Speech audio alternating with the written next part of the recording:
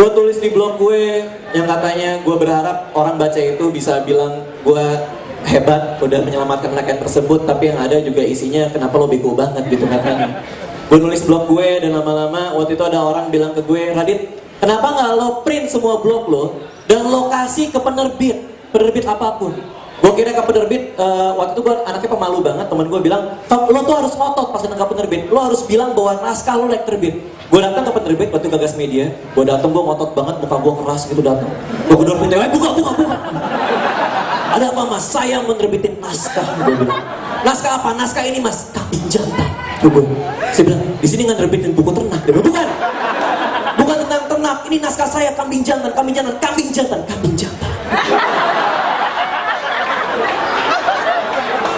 Dia bilang, saya baca dulu mas bukunya. Ya silakan mas baca dulu.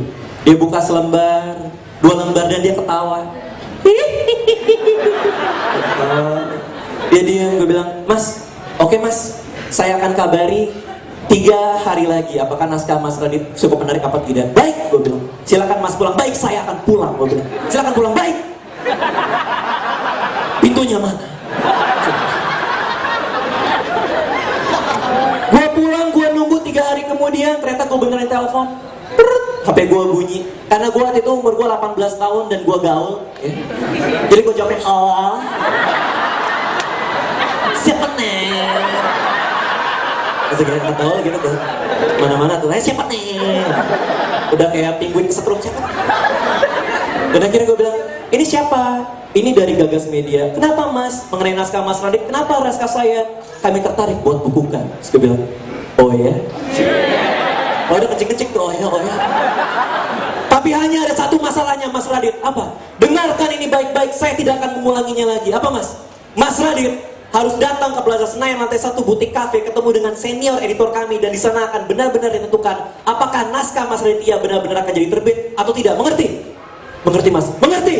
Mengerti mas? Tut, dia nggak ngomong apa-apa langsung ditutupin. 3 detik kemudian dia telepon, maaf mas, kepencet. Gak apa-apa gue bilang. Gak apa-apa. Saya bilang kenapa tadi? Udah kepencet. Kaget, saya juga kaget dia bilang dia kepencet. Kita tombolnya salah kali, tombolnya bener mas, udah dibawa ke tukang HP belum? 3 hari kemudian, untuk mempersiapkan di hari itu pagi-paginya, gue maju ke depan lemari baju gue nyobain satu demi satu baju yang gue punya, mix and match, kaos oblong pakai celana panjang, kaos pakai celana pendek, kaos dalam nggak pakai celana, bener. Di hari itu tuh kan gue datang, gue bawa naskah gue jalan, gue nyari mana senior editor yang akan nemuin gue liatin. Pas gue lihat ternyata senior editornya baik banget, dia agak jenggotan, dia bilang, Radit sini. Tapi ada satu kesalahan fashion yang dilakukan hari itu. Dia pakai baju you can see dengan bulu ketek yang merambat. Demi Tuhan teman-teman, itu bulu ketek terindah yang pernah saya lihat. Dari kejauhan tuh kayak kipas hitam tau. Kalau ketemu di tanah lapang ada angin ke bawah angin, lepek, turunin saya, ya mas turunin. Gue berdiri paling pojok, ada 2 penulis lain hari itu. Ada 3 penulis hari itu, ada gue, Dila, sama satu cowok. Dipanggil satu-satu. Dila berdiri, ya mas, duduk, ya mas. Naskah kamu bagus. Tapi gimana mas? Ada yang kurang, apa yang kurang? Dia gebrak meja, ada yang kurang. Tidak jadi terbit, kamu pulang. Gue deg-degan, wah gimana nih? Kamu berdiri, Dila, iya mas, duduk, ya mas. Naskahnya gimana mas? Naskahnya bagus. Tapi, oke. Dia gebrak meja, berat. Dia terbitin, dia gini, terbit. Dia bilang, wah lepek.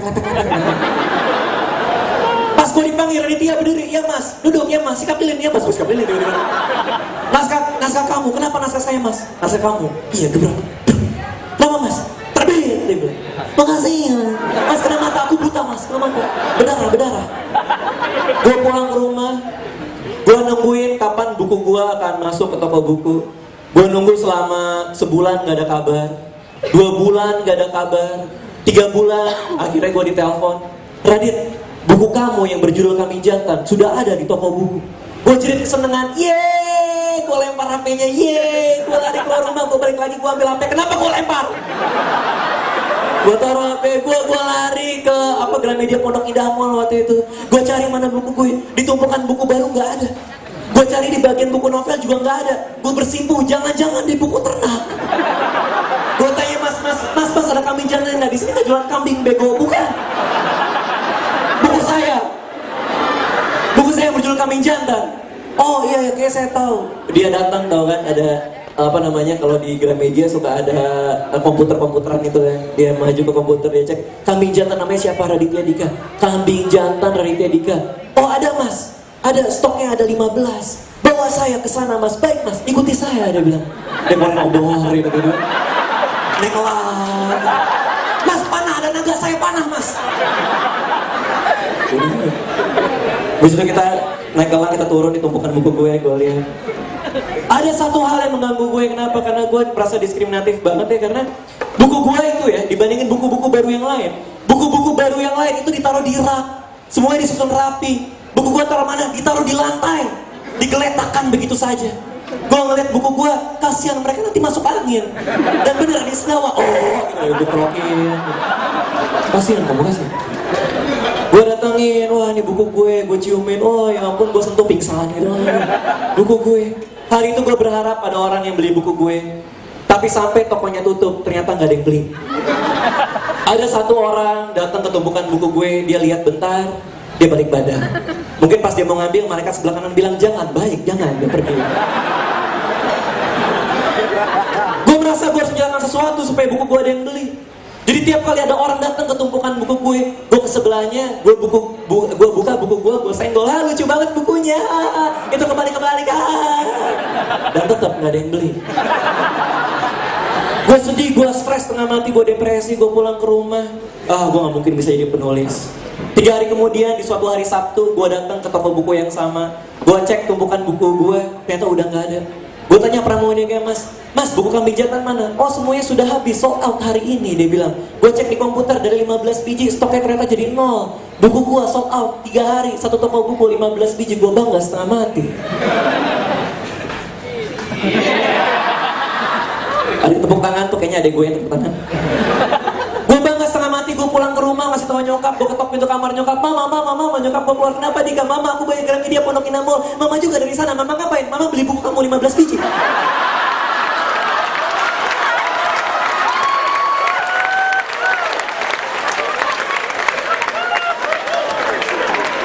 Nyokap gue ngeliatin, Dika kamu kenapa menangis? Gak apa-apa, aku anak siapa?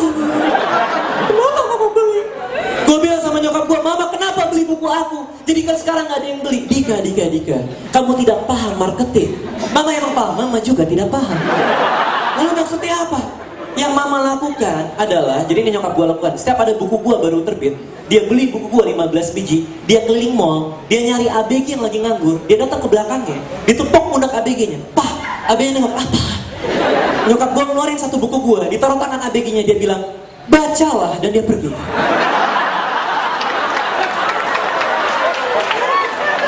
Ini semacam malaikat Jibril, Iqra, dan dia pergi.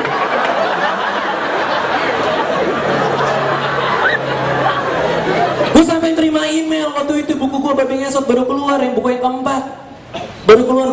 Terus gue dapet email, Mas Radit, aku lagi nongkrong di 21 Pondok Indah Mall. Lalu pas aku lagi sama teman-temanku, tiba-tiba ada seorang ibu datang terseok-seok ke arahku.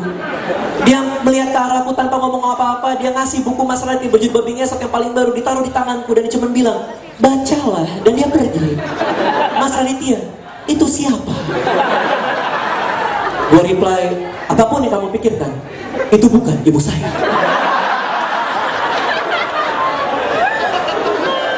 Sedikit gak fair sama ibu gue, sama nyokap gue. Kenapa? Karena nyokap gue udah gak mau lagi ditulis dalam buku gue. Karena dia bilang itu merusak nama baik dia. Semua yang gue tulis di buku gue merusak nama baik dia. Waktu lagi makan malam, nyokap gue lagi cerita sesuatu yang lucu, dia ketawa, gue juga ketawa. Dia diem bentar, lu ketawa jangan masukin buku ya, dia bilang. Enggak mah inget maling kundang ya.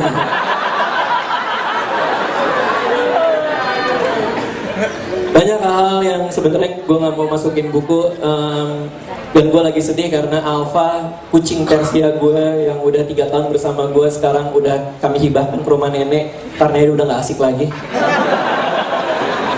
Kami semua bingung di rumah karena kita semua lagi nyari jodoh buat Alfa dan gak ada yang mau dia terima. Dia udah 3 tahun ngejomblo, dia cewek dan susah gitu ya. Alfa tetenya 6 kemana-mana jalan-jalan gitu. Nyari jodoh susah banget. Waktu itu kita sempat kepikiran jodohin Alfa dengan kucingnya teman gue. Namanya Cimong atau Cimut namanya Cimut. Cimut datang ke rumah, anaknya baik banget, dari keluarga baik-baik, kita coba gitu. Serius beneran. Cimut datang baik-baik, masuk rumah juga assalamualaikum, waalaikumsalam. Cimut silakan, Cimut. Aku sholat, tiba-tiba dia. Gue bilang Alfa sama Cimut aja, tapi Alfa nggak mau sama Cimut. Alfa maunya tau nggak sama apa? Sama ada kucing garong dekat rumah. Gue bilang Alfa, dia alay. Jangan sama dia. Kucing garong udah ada skare di mana-mana, galak kemana-mana kayak gitu. Jangan Alfa, jangan sama dia. Tapi Alfa nggak mau. Alfa backstreet. Diam-diam dia pacaran sama si kucing itu. Gue nggak peduli sama sekali dan akhirnya sampai sekarang.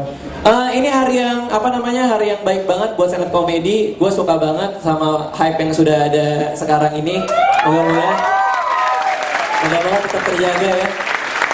Karena gue masih inget banget pertama-tama gue stand up, waktu itu gue nyoba pas lagi talk show, yang datang cuma 5 orang.